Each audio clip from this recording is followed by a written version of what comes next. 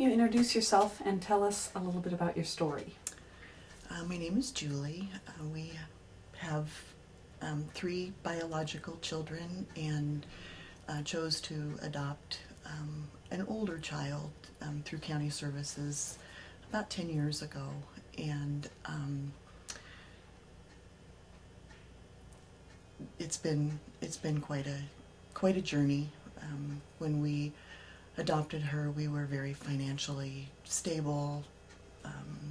You know, we enjoyed our kids. We were showing our kids the world, and we thought it would be nice to share that with somebody, you know, that might not otherwise have an opportunity to do that. And when we adopted her, we were told that, you know, she was going to be a handful, that we would, but that once she was comfortable and settled in our home and felt safe, that that she would settle down and settle into the program.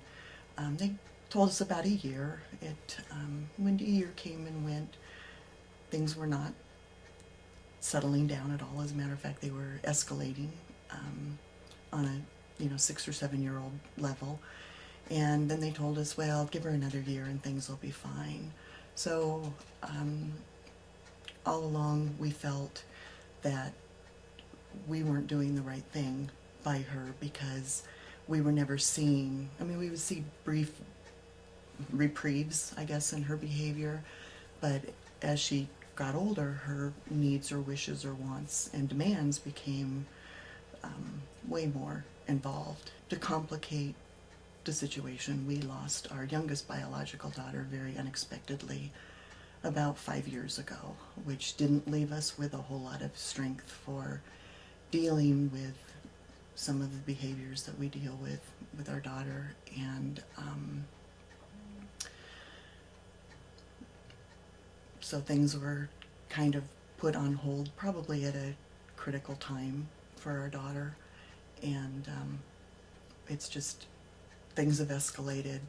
Behaviors are getting more exhausting, more exaggerated, and we've just been trying to get help. One thing I forgot to mention earlier is that, and I think this is important, that Naomi was given up by her mother at 3 years old voluntarily, and she was in the system for about 3 years, and we were her 9th placement in 3 years. And prior to that, her 7th placement was another adoptive home, and that was a failed adoption. And as a result, the county has been wonderful about throwing services at us, and we have family counseling. We were doing it 3 days a week, and that really helped me settle down and understand a little bit more about why things happen the way that they do. Took the personal piece out of it for me a little bit. And we have her in individual counseling. She's doing some neurofeedback. She's just had one at this point, one session of that.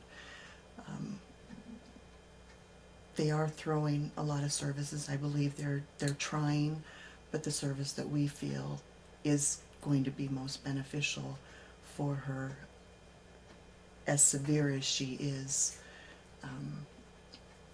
They don't have the funds, or they are not willing to put her in the program here at the Institute.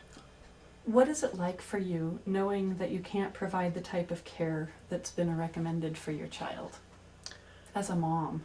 It's frustrating. It's beyond frustrating.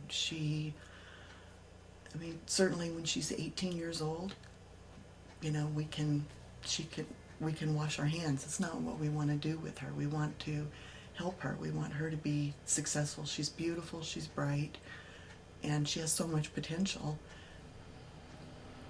It's terribly frustrating. How about, I just want to talk to your mom's heart for a minute. What is that like for you as a mom? It's awful.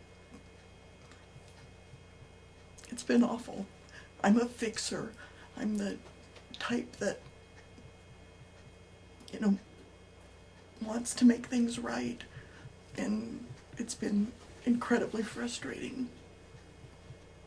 Trying to get the attention of what we need and get her the help. Up until just recently, you know, we thought we were losing our marbles. It's been a challenge with our marriage. We've been married for 35 years, and right now we just kind of are, I feel like we're coexisting. Part of it has to do with the adoption and the issues there. The other part has to do with the loss of our daughter. Our older kids are both married. One has a family. My 29-year-old son said to me recently that he just wanted his mom and dad back.